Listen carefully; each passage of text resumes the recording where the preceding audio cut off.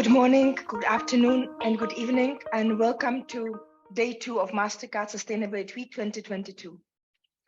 My name is Andrea Pražáková, and I lead Mastercard Foundry, ESG, and Gaming for Eastern Europe, Middle East, and Africa. And I'm your host for today and also for Wednesday and Thursday. And I lost my voice yesterday, so I apologize for the sound effect. This is definitely not intended. I hope you will be able to hear me. But anyhow, today we will be listening more to our panelists than to myself. So we started the journey yesterday, and we were talking about broader view into sustainability innovation. And today we will discover the magic of carbon calculator. Tomorrow we will look into the universe and how we can, unlock the power of ESG in the space. And the last day, after we come back from space, we will go onto planet Earth and visit Kenya and Uganda and look how community pass empowers farmers. So we know that over 72% of global emissions today are generated from our lifestyles consumptions. And also what we know that 85% of adults are saying that they are willing to take climate action in 2021, which is really, really great. And they want to make sustainable choices. So let's spend the next 60 minutes truly deep dive into sustainability as a acquisition power tool. I think Oliver will talk about it, and the magic of carbon calculator and sustainable cards. We will explore how sustainability is used as a powerful loyalty tool and enables to acquire not only all the customers, but specifically the Gen Z consumers. I am super delighted and excited to be joined today by Oli Cook. He is the CEO and co-founder of Ekko. Ekko is an award-winning fintech that empowers consumers and businesses around the world to take climate action change. I think that Oli is breaking barriers with his approach, not only in UK, but I think globally.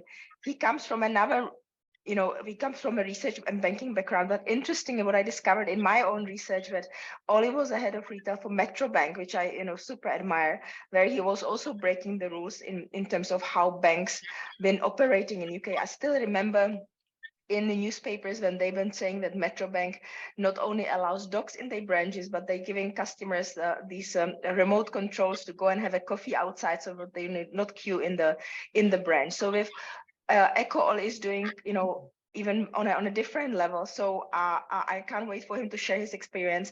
Very well welcome, Oli, to our panel today. We have a second panelist, Anna Rundquist. She is a business development manager of Doconomy.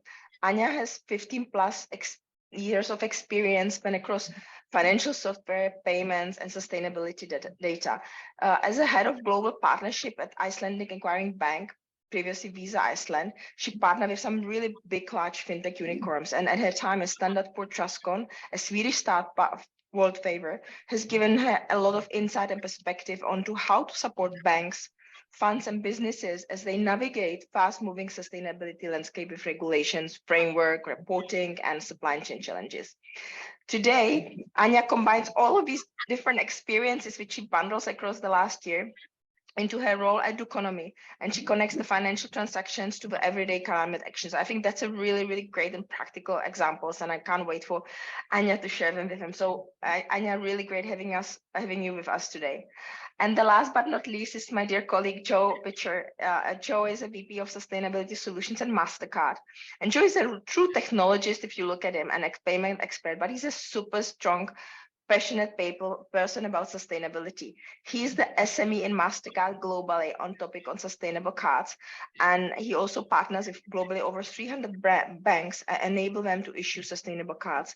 Interesting enough, Joe also chairs the Greener Payments Partnership, an industry forum created by Mastercard with leading cards manufacturers on order to jointly drive the market forward. So welcome, Joe, and welcome, Anya, and welcome, Oli. So let's get started. I think enough of introduction.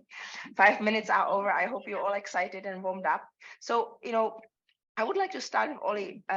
Oli, yesterday we said something when we had the pre-call, which really resonated with me. You said financial services as a force of good. Can you tell us who is Ekko and how Ekko forces, how is Ekko force for good, and what is your personal journey till now? Yeah, definitely. So first of all, thank you for having me. It's great to be here and with some great people as well. I think for me, financial services fundamentally you're in the fabric of our society. So everything you do in your whole life operates through financial services. So whether you're getting the commute to your office, whether you're going on holiday with your family, whether you're buying your food, whether your energy, whatever that might be, it runs through financial services and fintech. And that's why I think fintech has such an opportunity to be a force for good, because we get to see all this incredible data, what people are up to and what their behaviors are and what they're doing. And therefore we have the space to help them live more sustainably or take on climate change in their own way. And that's why I come back to, why do we build Ekko to start off with? I'll tell you a bit more what Ekko are doing. Is this space has an incredible opportunity to help consumers take on climate change. And I almost go past the opportunity into a responsibility to do more, because it's for people like us to help the end consumer. How we do it at Ekko is that we have lots of products, but the main one that we do in the UK is we have our own neobank. And the way that works is as you tap your Ekko Good Vibes card, this is my actual bank card, we tell you the carbon footprint in real time in partnership with Doconomy and Mastercard. And as you tap, we carbon offset that, so you live carbon neutral. We then use behavioral analytics to help you reduce your carbon footprint, so nudge you in really positive ways to help you reduce your carbon footprint. And then every 5 taps of the card, irrelevant of how much you spend, saves a plastic bottle from entering the ocean. So it's literally collected from the beaches, recycled and put back in the system. And every 50 taps plants a tree in partnership with Mastercard. And that tree is planted, it's maintained, it's audited, and all those fantastic things that happen. And the idea is that through simply tapping the card, you start to be empowered with information about your carbon footprint. You start to offset that carbon footprint. You get an alert every day that you've saved another plastic bottle, you planted another tree, giving you the dopamine hit that says, I can do more.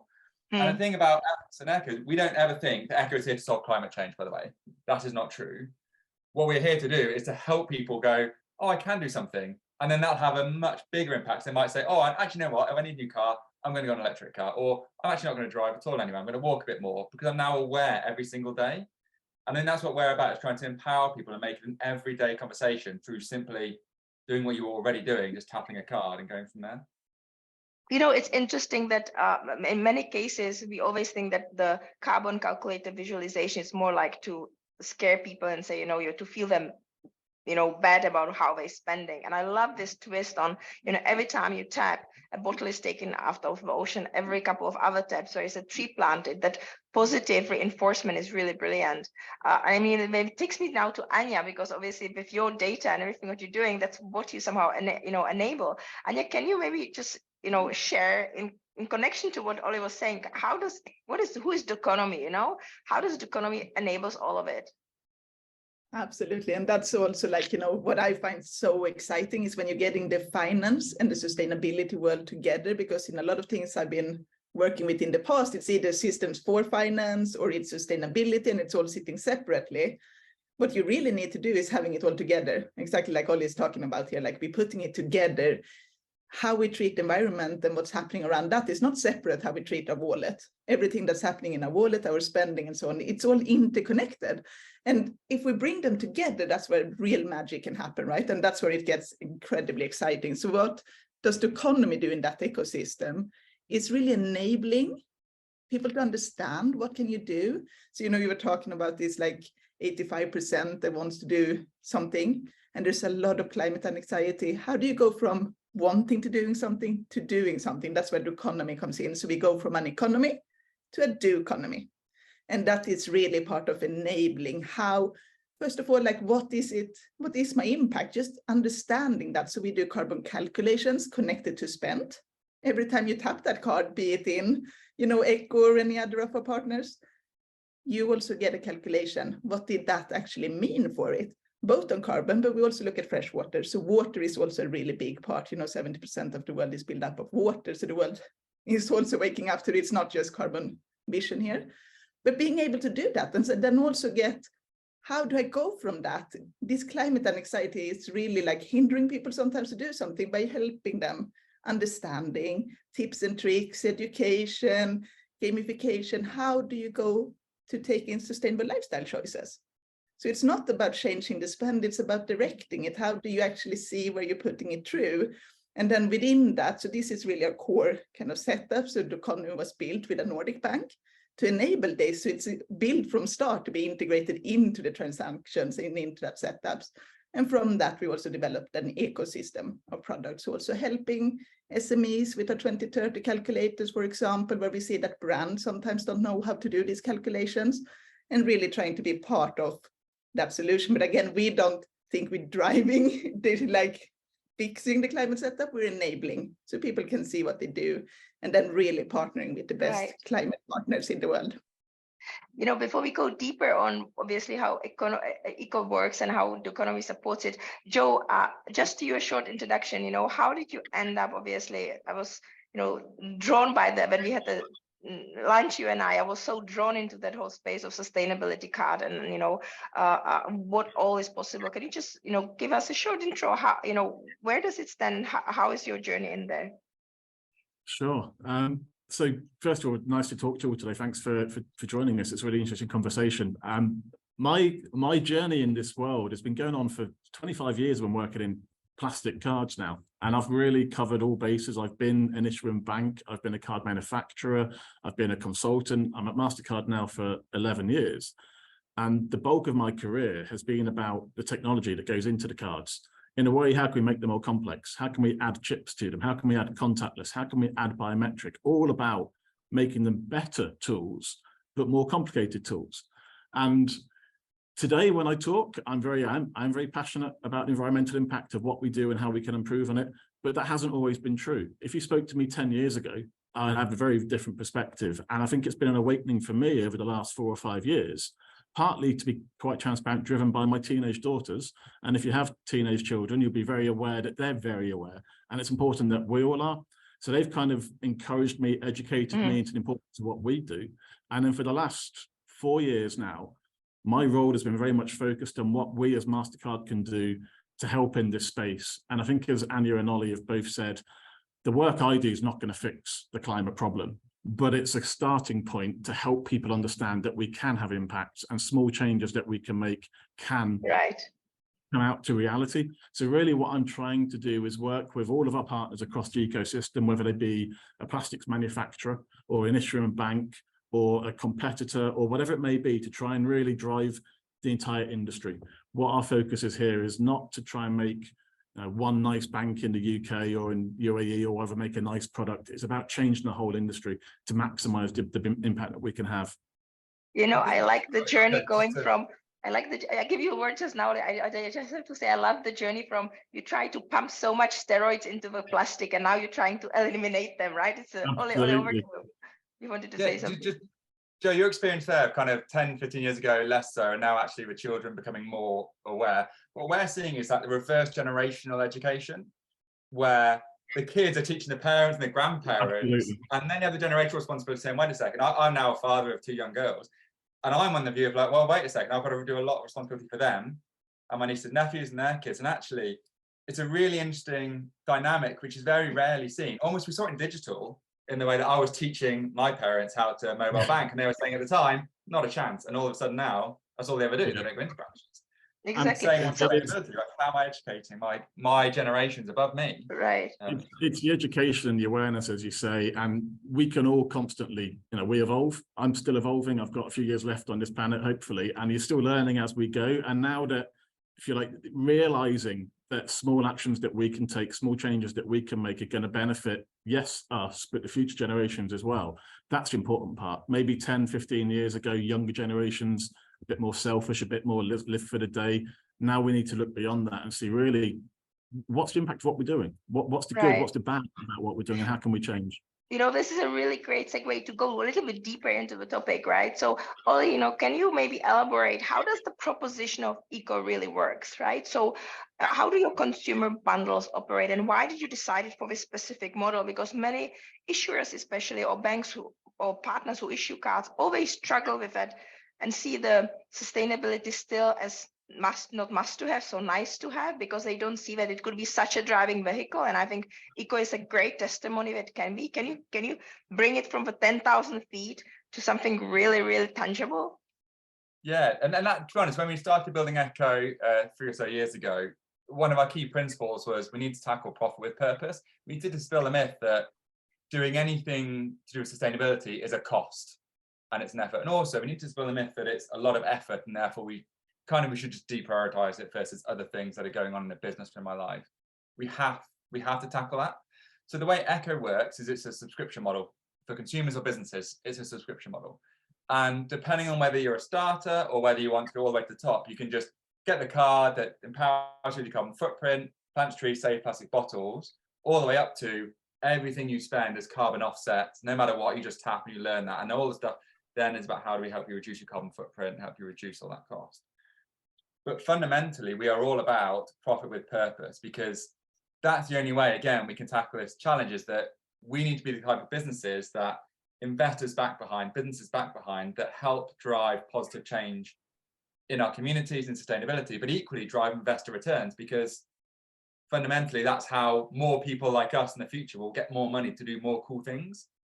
So we've been from day one, and that's a fundamental. Well, I'm unapologetic the fact that we need to be profit with purpose, but that's a really important part of it for us. And I wonder. I think that's actually something that we see quite a lot in a lot of the client dialogues we have as well, because Doconomy was really pioneering in the carbon calculators and being kind of that step out. And often what we see in dialogues now, and this is again where I get excited, where you look at what's the next step, what do you do from that foundation of start calculating? Because if you think of a carbon calculator, it's almost like counting calories. A few years back, like people start getting used to that. What does it mean? What can I do? And then start connecting it. So in a lot of our dialogues, our customers, if we look across banks and so on, are also looking at what other values do we get from implementing this? It's not just the setups of the sustainability, but it's also that engagement. If you want your younger generation and attract the younger generation, you need to have sustainability in place, because I mean, I look at my own son, he's 5 years old and he knows about the sustainability goals, like there is a completely different level. And then linking that to the other offerings, so like linking that to the green transition. What loans do you have for solar panels? What other setups do you as a bank have to actually help that? So we, seeing it as that journey where the building blocks, like we all said, we're part of different pieces of the puzzle. So you can have like the carbon calculator understanding every transaction I do, what does that actually mean? What impact does it have? How can I do carbon, budgeting, almost like what am I spending on? And what can I do to change that? And how can I connect it with the green transition that the financial institutions can also do? And I think, Anya, you spoke as well about gamification, right? So if I am a consumer, and I am tapping wildly with my eco debit card, and I'm obviously collecting bottles and planting trees, I also can compete with Joe, right? Because I could see ultimately what are my peers doing if they are much more, if I am better. Sorry, Joe, to pick up on you, but if I am collecting more bottles, planting more trees, so you can even gamify the experience to make it real fun and take the negative vibes into the positive, correct? Exactly. And I mean, in ours we don't. Yeah. Okay. Well, one thing that we do as well that's very interesting is also the game, like competing to yourself, because we work with, we have like the carbon calculators, and then we have engagement capabilities. And this is really that we tag on those as like build on offerings, where you can really work with how a difference. If we take the example here of Joe and Ollie and you, Andrea, we work with climate profile. So we build in behavioral science in this here. Like take an example of going to the gym. Some of you are super fit, you go without the hesitation, you run to the gym, that's all you do. And if the gym is too easy, you quit. You need the challenge, you need the adrenaline. I am not in that space because I sit with my kid and I have a setup and I have a busy life, and getting to the gym is, I need a completely different starting point. And if we put me on going to the gym 7 days a week, I won't keep up with that. So we also work with the behavioral science in between, like what does it take for different personas to stay on the path? So for example, Andrea, I mean, your sustainability, this is, if we give you something too easy about sustainability, you think, know that. Well, Joe, he's getting educated by his kids. He might need to get an easier starting. And with the gamification as well, giving it challenges that actually fit to where you are on that journey. How climate aware are you? What is your personality types to actually continue? Because it's doing it every day that's matter. We are big mass, the consumers doing something little every day. We can create such a massive, incredible change together. I love that you're bringing this perspective. Joe, I give you a word just now. I'm just loving this perspective, because I think many people in the audience and in general, we think, often we do one size fits all. And Anya, what you brought alive is to say, even in that, carbon footprint approach, you can build different personas. And obviously, not everybody will go to gym 7 days a week, like you said, and not everybody will go the whole 100 miles, right? Some people need to start very slowly, and then as they go in, they will exponentially grow. This is a really great point. Thank you for raising it. Joe, you wanted to enhance it?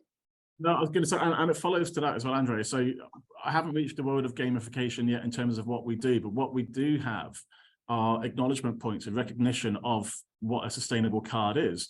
So when I'm sitting around, if I go for a meal with friends and we're all putting our cards in to pay for the meals, the first thing I do now, sadly, is I check the cards and I say, what's that card made from? Has it got the Mastercard Sustainable Card badge on it? Do we know that that's a sustainable card? And it's top of mind for me, and it's becoming top of mind for our customers, our collective customers now. If they can see my bank is now issuing a sustainable product, it's a good indicator of the intent of that bank. It might be the first step to your point. It might be the easy piece while they're working towards maybe integrating with Doconomy, or maybe taking the next step in terms of our Priceless Planet Coalition. But it's an easy first step that really brings to the consumer's mind every day. Every time I take my card out, I'm doing so with a sustainable card. And we don't just do it from a marketing point of view. It would be easy to just have this badge and say, this is a nice marketing tool. But what we've got behind it is the data and the science. So we can actually sit there and say to our banks, this is the carbon footprint of that particular product, as an example. This is the energy usage of producing that card, so that we can really help the banks make the most conscious decision to issue the best possible product. They can then translate that to their customers. They can say, by using these products, we reduced our carbon footprint by X%. And it builds that awareness, builds that overall drive for every person on the street to say, I'm now making a better choice using a better product each day when I spend.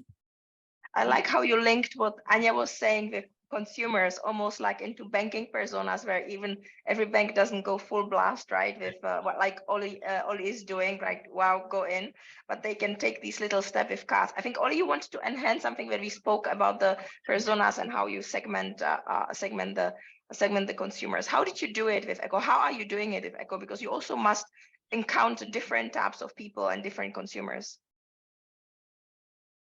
I think you are on mute. I am on mute. 3 years post-COVID, still on mute. I know. Yeah, so the way we do it is we look at behavioural trends, and we look at the way there is a network effect between individuals and the way they act and behave. So what we want to do, part of our mission is to make it almost seamless in your life. You just tap the card and then you start getting these alerts, and this helps you live sustainably. You've never told us anything. We're using all our power, and it's on us to do that stuff for you. So we're looking at network effect and understanding the way people behave, the way they transact, whether they're a group of customers who understand and behave in the same way, or equally kind of behave in similar ways because they're actually friends or groups or connected because they're communities. And then understand ways of positively reinforcing nudges to help them reduce their footprint. And we view it a bit like Fitbit, in that Fitbit never tells me off for being lazy. So that's your point, Anya. I never get told off for sitting at my desk today, but I do get a positive to go, keep it up when I do well, or you're in the top quartile of people like you last month. And that's what we want to do in this space is we'll never tell you off. We want to figure out ways in which we can notify you through our segmentation, through the network effect, to help you live more sustainably. And you might not even know that that's happening. And then at the end of the month, at the end of the year, you get told, your carbon footprint's reduced 40% just because you've been using your Ekko card, and you haven't really realized why. And then we explain to you, it's because actually you've been shifting your behavior pattern away from fast fashion into sustainable retailers, away from it. And I think that's a really interesting part of it. I have a really specific question which just came to my mind. If I am a really, really like responsible customer of Ekko and some, top mass affluent kind of with spending and tapping, right? What is my chance? How many trees would I plant based on your data a year? Or how many bottles would I take out of ocean? Sorry if we didn't agree on the question before, but it just came to my mind, and I'm really curious. I'll show you what. So I'm not in that kind of high mass affluent thing. Just to be clear, this is my bank. I'll show you now. So I've been using this since January. So I planted 30 trees. If you can see that, amazing. Saved 536 bottles from entering the ocean. And if you think about stacking those bottles on top of each other, that's taller than most high-rise buildings in the UK. So 30 trees and 500 bottles. 536 bottles I've saved, and that's all just by tapping, right? I'm not paying for that. I'm not doing anything extra. I'm just tapping. And those trees, and important, and this is why I mean, not to blow a trumpet on Mastercard and the Priceless Planet Coalition, but the reason we partner with you guys to plant the trees is because they're planted based on real impact, and they're planted and they're maintained and looked after to turn into trees that actually take the carbon out of our atmosphere versus other tree type activity. So that's a really meaningful thing for me. And actually, we're not even at the end of the year yet, and there's a few other things that we can do to kind of drive that. So, absolutely love it. I was just calculating, bank with 2 million customers would be able to do 60 million trees in a year. I don't even say about how many bottles to do. That economy of scale in terms of impact, it is so significant. Joe, I want to just link a little bit back to your story about the cards, right? Because I really like that you said the cards could be the first step you take as a fintech or a bank who issues cards. And I think there is such a perception around that doing that is really expensive, because sustainability always said it comes at cost, right? Food which is organic is more expensive, clothes which is, these perceptions are out there. What is it? Is it really expensive for somebody who wants to now move a 2 million portfolio of cards onto sustainable? What are the levels inside? No, so there is an additional cost, but that is quite easily offset in terms of the benefit that you get from the loyalty and the marketing and the positive nature that you get. But realistically, what we're talking about, if you take your standard PVC card and move to a sustainable plastic, first of all, there are a number of different plastics. So Ollie and his team are doing a fantastic job at preventing these getting into the oceans. But we have solutions where you can't see, because this is a plastic bottle, which you can't see very well because of the background. We've got cards now that are made out of recovered plastic bottles. So when they do make their way into the oceans, which we obviously all want to try and avoid, we can now work with partners to have them collected, have them turned into payment cards.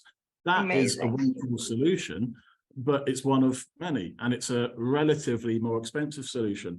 We also have cards made out of, you can't see this either, this is a medication, a blister pack, which tablets are held in. We've got cards that are made out of that, recycled PVC, which is a couple pennies more than a standard card. It's really, really low cost. So it's an easy thing that people can do.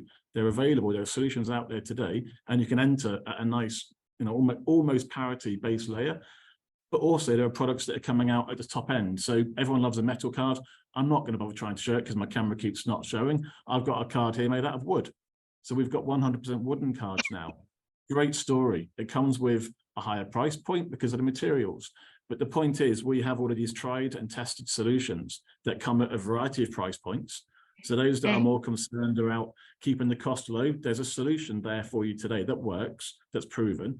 If you want to go for a premium segment and you maybe want to try and segment and look in different ways, we've got high-end solutions like the wood card that can cater for that as well. So it isn't, again, a one-fits-all. There's multiple different options. It's really interesting, because I think Anya, yesterday when we had a prep call, we spoke about behavioral psychology, right? And in case of these cards, sorry, I think I'm out of voice in like 30 minutes. So in case of these cards, you have two options as a consumer, right? With a metal card, you show off your wealth and maybe lack of humility or whatever. With the recyclable card, or the card made out of the plastic, out of the ocean or wood, you're showing your passion and commitment towards the future and towards the planet and towards making it a better place. I think there is such a different positioning. And, when I think about it, I have a metal as well, because that's what the banks give you, right? And I would prefer definitely to have a card where I can go to my friends and say, did you know that you actually can have a card which is made out of plastic bottles which were taken because Ekko is paying their customers to tap in, then they take the bottles out and then make somebody else makes the card. I think it's absolutely brilliant. I want to stay a little bit on this financial piece. Only many banks struggle a little bit and think that the sustainable proposition, obviously there is not really ROI, right? That it's something which is nice to have. People talk about it, but it will not bring me more customers. It will not make me more money. Can you maybe demystify that part? Yeah, of course. And I think it was talked about earlier as well. I understand that point of view. So I used to run products at HBC Group, so I know that feeling, and I know the conversation. I also know the challenge that people face. So I think there's been careful to make sure people who are running products in big organizations have loads of challenges. It's not easy to turn them into sustainable businesses, and I fully understand that and appreciate that situation. I think if you look out 2 to 5 years though, all of your consumers, your businesses, your investors, your shareholders will be demanding of you to have these things, because I demand it of myself to be carbon accountable. And therefore I demand of anyone I work with or anyone I operate with, or any bank or any people I lend from, anything like that, I demand them to be the same. So it's almost exactly the same. I'll play it back to digital banking.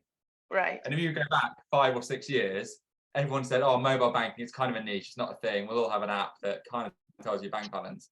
And sitting in the boardrooms of big banks going, it'll be nothing. All of a sudden, customers moving their droves over to digital challenges, and then everyone has to up their game and spend millions of pounds trying to catch up. And the same is going to happen in my view in sustainability, where unless you start the day now, you're going to have to spend that money and catch up, and you're going to get caught out, and customers are going to leave, businesses are going to not work with you anymore. So it's almost you've got to think past today, think in 2 or 3 years, and be ready for that moment. Because if not, history will just repeat itself again, and all the customers will be moving. There is this famous saying that you should be. There's this famous saying that you should be at the train station when your customers arrive, right? And not behind them in the next wagon or with them on the train. And you said some crucial word, which was demanding. And I want to throw it a little bit at Anya, because that the demand goes into the whole ecosystem, right? That means that not only consumers and the big guys, but also the SMEs and the smaller companies become much more responsible. And I know, Anya, that Doconomy has this 2030 calculator product, which is very much focusing on bringing and enabling the SMEs as well. Can you elaborate on that? How does it fit into the whole ecosystem, and how does it work? What does it mean for an SME? Absolutely. So what, when you're looking at the spend and what you're looking at tapping in, so we provide, like insights on these areas is you're spending, these setups are, and then the natural conversation often follows on to that. What is the specific product setups? And there is a gap in the market today for that.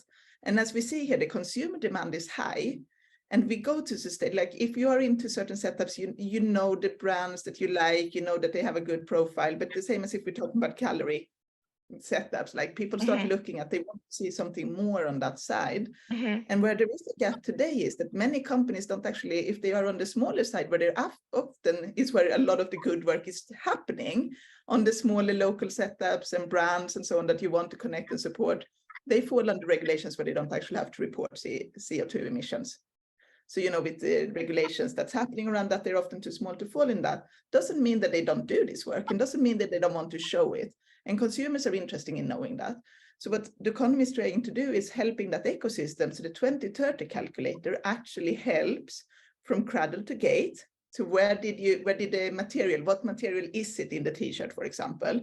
So you can enter that. How did you ship it to? How did you woe it together? Where did you stitch it? How did you do the transport in each of these stages? To help the SMEs to actually get to a point where they can start to showing those CO2 emission on that specific product. And that's really a leap forward, because often, large corporates, they can take in consultants, they can take in that setup, but we want to be able to, again, drive it down to the levels where you can really show as well that just because you're small doesn't mean that you don't do good impact. But often they might not have all the resources and knowledge to do it, and you want to make sure it's done well, so you actually have a calculation that you can stand behind. So that is helping the brands to also calculate that. And then, with the economy being innovative and so on, we also work with, like, very recent launches we did was like Restore, where you try to connect like consumer preferences and brand CO2 emissions and so on as well. So trying to connect the ecosystem, there's still work to do on that side, but the 2030 is really a way to try to bring in the SMEs and help them on a way that it doesn't become prohibitive from cost or anything else to actually do this. So they can log in and start putting that together. I think people maybe in the audience asking themselves if a 2030 is just a brand, or if a product for your SMEs, if it's already live. So if it's something that maybe they can reach out to you, and if they want, they can go and connect with Doconomy, right? Absolutely, and they can go into it. The 2030 is already live and it's already in use. So that is not something that's coming, that's already out there. It's almost like going back to the analogy, you are already in 2030 before it arrives, correct? Yeah, exactly. I like what Anya was saying around the enablement and being able to track. I think yesterday I spoke about a brand which is called Another Tomorrow, which if you scan the QR code in the garden, it takes you completely, I know, where the sheep growing up, where the buttons came from, where the fabric, and that the company is owned by two women who did just that piece which I was wearing. And I think it's amazing for a consumer to be able to know that. And of course, it's you can have different drivers who are you support, right? It could be because they're female, because the garment is done in a country which is, you know, well regulated from a payment for employee perspective. I wonder, Oli, you know, how do you build these kind of loyalty components in your personas, you know, over and above the tapping, and where is your strategy going to really build a strong loyalty based off that Andrea likes to support female businesses and is carbon conscious, and, you know, what do you do with that? Yeah, so one is we're expanding out of just carbon into broader impact, so you get to see all that stuff in your transactions, which I think is really interesting. But again, getting that data set's quite hard. It takes time, so it's kind of start by starting, and we'll get there over the next few years. What I find really interesting about that example, though, is what that does is it informs me pre-purchase. And this is one of the challenges I think we have in an organization, and actually as an industry, is it's all post-purchase. Therefore, I've got to affect your future behavior rather than before you've done the thing.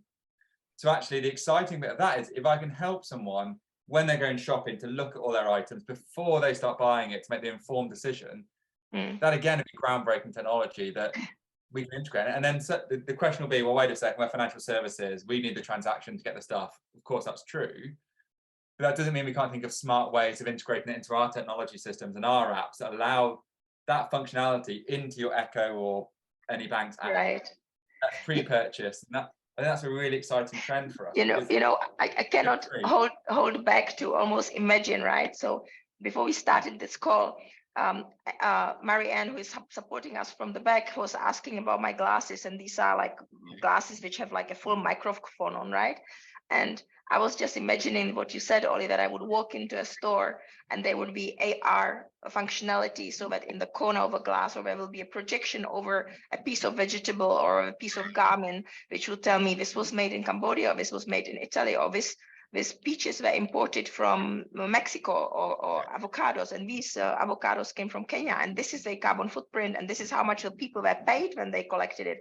And then probably I'm sure it's coming. It's just a question when, it's not if. But I love that interconnection, that how this new technology will enable us to make decisions before we purchase, right?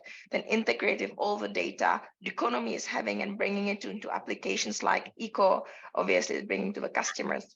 Anna, any thoughts on this, and also what you were debating before?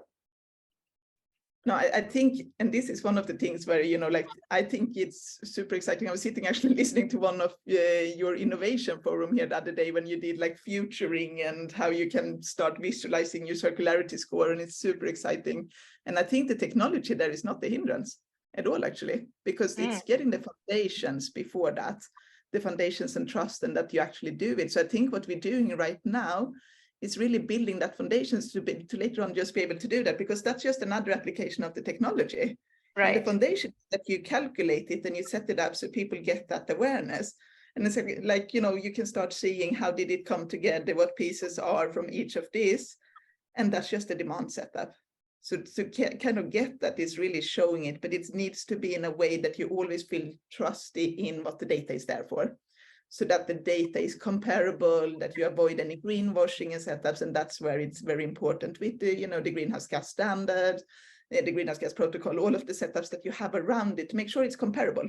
Because as long as you can compare that and make sure you're comparing like for like, and that's a larger challenge in some ways, but it's that getting that like for like, and then there is no limit to what you can do. Then you can really get into anything after that. It's building those, and that's what we're doing right now, building those foundation block and making sure that's right. And then you just scale from that. You go more and more deeper into details and details and details. And you can take it, and you can take it to space again if you want to. I know you started in space, came down to Earth. You can go back up there again, but the foundation is what you always need to have, the right foundation. And from there you can go anywhere. Oh, interesting. Joe, any views on it? No, I agree entirely, and I think it is that like-for-like comparison that's the really important part at this level. While we're putting in the groundwork and the infrastructure in place to make sure that everyone can look at things in an equal and equitable way. So when you're comparing a product to another product, when you're comparing the carbon footprint of where that's traveled from, when you're comparing the plastic in your hand that you're using to maybe pay for that, if we can all look at things and have an equal understanding that we're looking at a like for like, and then can make those conscious decisions, because you trust the data, you know it isn't greenwashing, to Anja's point. Everything has to be backed by the science, backed by the fact, and then consciously you can say, actually, I'm going to pay in this mechanism. I know in the chat somebody's put a question about digital. I love digital. I would love to no longer have a plastic card in my wallet, but at the moment I do still have them. So what we should do for now is make them as good as we can, but make everyone have the awareness of this one is slightly better than that one. And it drives the whole foundation again. If we can start going into the stores with our AR glasses on, paying with our mobile phones or whatever, but having a true footprint of knowing exactly this apple is better than that apple because of X, Y, Z, that's nirvana for me. That's where we need to get to. But to Anja's point, for now, we're laying in place the foundations, the groundwork that can build onto these better solutions as the technology evolves. Right. You know, Oliver, is a question one for you in the chat or in the Q&A, and it says, I assume Ekko uses a portion of the interchange to fund these ocean cleaning and tree planting. How do you choose your partners who do this project in the field? Yeah, so yes, interchange, we use interchange on a few other things as well, but interchange. We're really careful to choose partners who are the best in class when we come to doing bottle collection, tree planting, data for carbon footprint, offsetting, and all the other things we do. It's important to us that we go through a good due diligence process to find the right people and that everything is audited, because fundamentally that protects us, it protects the customer, so they know exactly what they're doing, it protects the brand, it protects any business that we work with. So we spend a lot of time and effort striking up partnerships with the best in the market. So our tree planting is with Mastercard, World Conservation International as well. Our carbon footprints with Doconomy, we offset through Gold Standard, and we do plastic waste removal with a company called Prevented Ocean Plastic, all of which are the world leaders. I think that's a big part of it, is to make sure if you are thinking it's your business to tackle this space, be really careful who you partner with and spend the time to do the due diligence up front to make sure they are the best that can be, because don't always go for price in this space, because you get what you pay for sometimes. But you also, is it correct to say, Oli, that if I look at the three main packages which you offer to the customers, you almost go from the, again, personas, like somebody who is in a startup, and the third persona is, it's almost like contributing more because they want to, in that, so you almost like, I wouldn't say offset some of the cost towards the customers because they're willing to carry it. It would be the right thing to say. Yeah, it's a subscription. So we have interchange, we have subscription models, we have other fees that come through and all that kind of stuff that comes through and plays in together. So it's like I pay Netflix so I can watch movies. If I pay Ekko subscription, I get to collect bottles and plant trees. It's the same model, right? And offsetting and offsetting, exactly. It's actually much better than Netflix. Amazing. Yeah, much better than Netflix. Let's get that. Anja? I think that's quite actually interesting as well, because I know when in a previous job, when I was sitting on kind of more on the merchant acquiring and partnership setups, we had a team of I worked with a team of young, brilliant minds, but you know they were younger than me, and they were sitting in a different lifestyle, and I was sitting, you know, with a kid, with mortgage, with the whole setups where you easily fall into traditional banking, right? And then all the younger ones that I had, because we were always getting all the new cards that were coming on different setup, all the neo banks, because we were testing out the KYC processes and setups and making sure we understood how the process works as an end user of everything that we might approach for different things.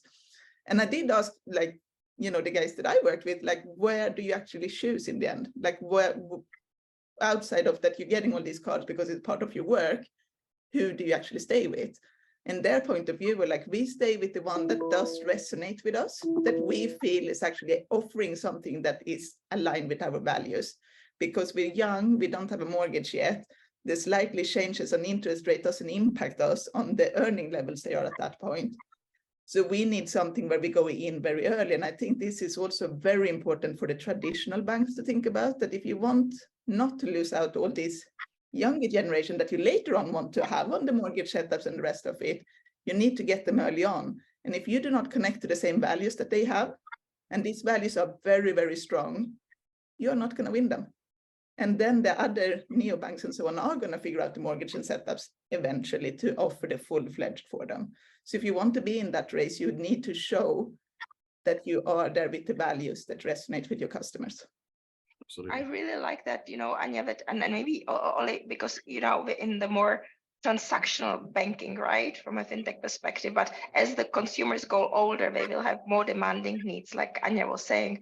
What are your future plans around incorporating this sustainability strategy? For example, if I buy a mortgage and my house is fully isolated, I have recycling water, I have solar panels, how do you, as a fintech banker, if I can call you still a banker, look at it, and how does it fit into the strategy which Ekko is rolling out going forward?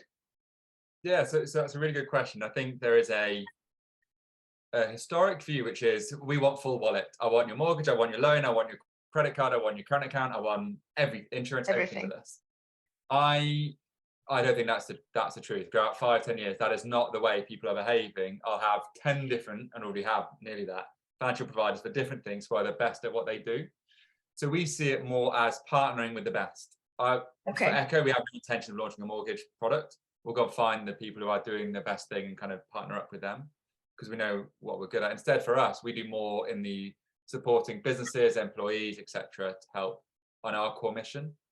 That's where we're going. But I think the word of a neobank running everything is, I feel like that train's gone now. Actually, it's about being really good at what you're on about, really, really specific, and partner with other people who are really good at what they do.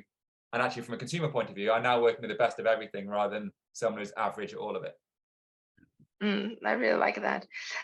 Joe, I wanted to go a little bit back into the changing the portfolios, because I think I want to leave the audience, because it's not only cards are not only banking, right? It's also retail providers, loyalty cards. It's not only financial industry who uses plastic. Fitness, I mean, Anya mentioned gyms. Everybody gives you a plastic today. I mean, some of them give you digital, but majority is still plastic. So if you want to change the portfolio, how are you able to help them, the customers, to say, I need to now move, let's say, 1 million cards or 500,000 or 200,000 cards into the ocean recycled plastic? How do we support them?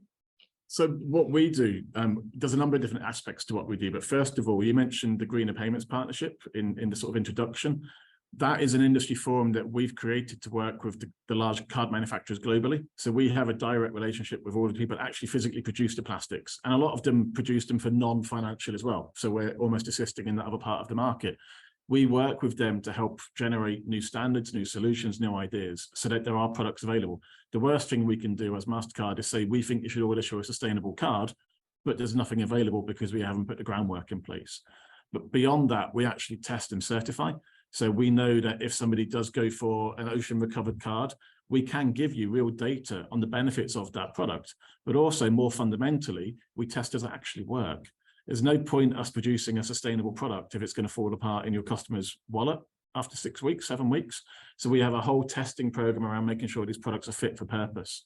But then ultimately, the way we can help one-to-one with a customer is I've got a full data set of where these products are, where you can source them from, what the benefits of an ocean recovered card may be over the benefits of a recycled PVC card as examples. And we give that consultancy back so we can help them make informed decisions and then support them in those choices so that when they do bring a product to market, they can do it with good insight, good data, but hopefully some good factual claims so that when they start looking at the marketing side of it, again, greenwashing comes up. What we want to do and what we always strive to do is help our customers not greenwash. So if you're going to market a product and you want to claim this is better because it reduces plastic waste by X% or carbon footprint by Y%, we can give you the audited data to prove that so that you can go out and make really strong claims that are justifiable. And really, it's about partnering with them. We don't sit here today and say, you must do this, you should do that. We give information, we give advice, and we really try and help so that when a customer does make that choice, they can really make the best choice for them and get that message across to their customers ultimately. Right. I think that, it's a really great example how you can move into the new. And now if I obviously have the cards and I want to go next steps, Anya, how easy or how difficult is it to onboard to carbon calculator? What are some of the things which, because sometimes people think it's so much of effort, I don't even want to embark on the journey and I don't have it in my budget and I don't have this and that, it's always reasons, right? So demystify it for us. How easy is it? Absolutely. And before I dive in, I just would like to kind of tag on to Joe's point there a little bit, and Ollie's been also really putting this, when you do these kind of projects, So what you need around and so on is also like, often it's not the subscription fee levels or the setups that comes with it. It's your internal resources. What do you have in development and so on? But when you do a project like this, the important part is really to get the right partner in place, because you do not want to have to redo a project like that later on. And like, you started talking about the glasses. For me, it's still, we need to get the building blocks here first, and that's what we're doing. But when you want to go into the next level, you need to know that you have the foundation there, that you are not risking greenwashing, that you know that the foundation and the data and the trust of the partners that you have in place. I cannot stress that enough. Like, it's so incredibly important. And all the technology is almost secondary to that, because you need to have that in place. And we also do that when we work together with clients, like the things that we develop in engagement and so on, we do it together with the WWF, we do it with the Stockholm Water Institute, we do it with UNFCCC and so on. So we don't just take our own, we also look at the experts in the fields, and you should always work with the best around you. And we do that as well, partnering with the best. So I think that partnering aspect, but then actually implementing it, it's a RESTful API. That is very, very straightforward. So and also, Mastercard have the Mastercard carbon calculator, which uses our same calculations for carbon. So you can have like from Doconomy, you can have from Mastercard, and that's a RESTful API integration. And then we have our impact teams that helps you with communications. We have marketing team that helps you with that setup. We can help with the UX setups, how you want it to look and feel in your setup. And then the same with all our like engagement capabilities on doing the next step of the journey. So if you think of it, the first step is the calculation. That's an API that goes in. We don't handle anything sensitive data either. So we just take, the spend amount, the currency, and the categorization. So we never handle the sensitive data as well, which is from a banking perspective, very important, with compliance and so on. So you can very quickly get going there. And then with engagement setups, tips and tricks and so on, we help with that integration as well. But that's also API. So everything look and feel that specific customers. So when you look at the economy across our customers, it looks different, but the foundation of the data is really the same. The best calculations and setup, and then we go quite fast out in the setup there, but we work together with you. And again, like to Joe's point, a lot of this is also getting the communication right, making sure that you don't have greenwashing in that, how you communicate. And we have, in-house, this is such a big marketing team inside as well, but we have people that are really coming from a communication background, knows how to communicate it so the customers understand what they get and how they get the best value. And that's not to be underestimated in sustainability either. Yeah, I think it motivated already some audience members asking, how do they get carbon calculator? We have, as Anya said, we have Mastercard carbon calculator in partnership with Doconomy. So if you are an issuing bank, and it obviously goes across Mastercard and Visa, please do feel free to reach out to me. I will set my email address in the chat, and I will connect you to the teams which then can help you with the setup. And I think that what Anya was saying, we even have in the dev zone ready to wear UI UX, if you want to call it that way, which you can then adopt into your environment. So it's really, really easy to get this up and running. We have about 5 last minutes. Oli, I want to get one more back to you. You are in a stage very vibrant. Even your logo is like so powerful and full of color and passionate. What's next for you? What is the next level? Because you yourself say you never can stand still, right? You always need to be ahead in thinking and doing, so that you wait for the customers when they arrive. What's next for it for Ekko? Yeah, I think I'll answer that with one of the questions about financial institutions versus fintech as well, because this is where I see it next for us. Is we don't see it as being Ekko versus any other bank at all. That's not the way we view it. We see it more as a partnership. So we see the future, the next 12 to 18 months, and what we're doing is partnering with big banks, big providers, financial institutions all over the world to help them on their journey, whether it's doing stuff like we're doing at Ekko or other things that we do for their employees, etc. And I see the future in this space because this is a global challenge that we all face. I don't want it to ever be us versus them. I see the future for us with how can we collaborate with more people to do more good things. And what I'm finding in this community is my background is insurtech, my background is fintech, my background is financial services, big banks, is that this community is very different. Actually, everyone's up for a conversation about how we can collaborate to do this cool thing for our customers that makes a big impact on our climate. And that's a fundamentally different conversation to where I was 5 years ago, which was I'm not going to tell anyone anything because I've got my walls up and it's us versus them and I want 2% of their market share. that's not the way. So I see the next 18 months for Ekko, and actually answering the question is partnerships between us and other big banks, other big financial institutions, other big retailers that we're working with to have a bigger impact with more people.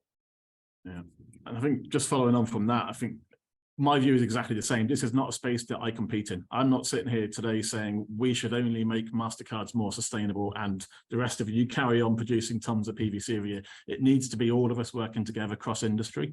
And the ideal solution for us is to have a complete industry free of first use PVC, where we can collect the cards at the back end, recycle them at industry level. I don't want a single bank, and I'll use Ollie. Ollie's a great example in the UK. I don't want there to be one Ollie. I want there to be multiple Ollies that are really looking at it across the market, whether it be a MasterCard partner, a Visa partner.